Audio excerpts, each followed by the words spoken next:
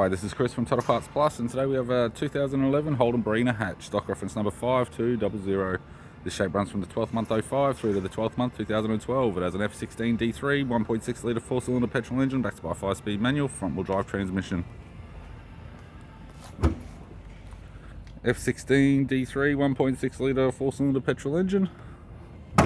We have the left hand headlight, left front 15-inch factory alloy mag with a good tyre. Left power door mirror, left front door has 3 small dents, as does the left rear door. Left rear 15-inch factory alloy mag with a good tyre. Left hand tail light, tailgate appears to have no damage. Right hand tail light, right rear 15-inch factory alloy mag with a good tyre.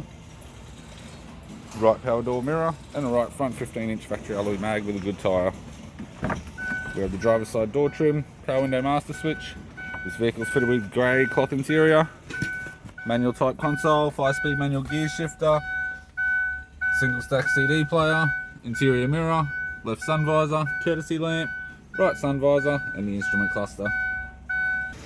I'm Chris from Total Parts Plus, and I'd like to thank you for watching this video.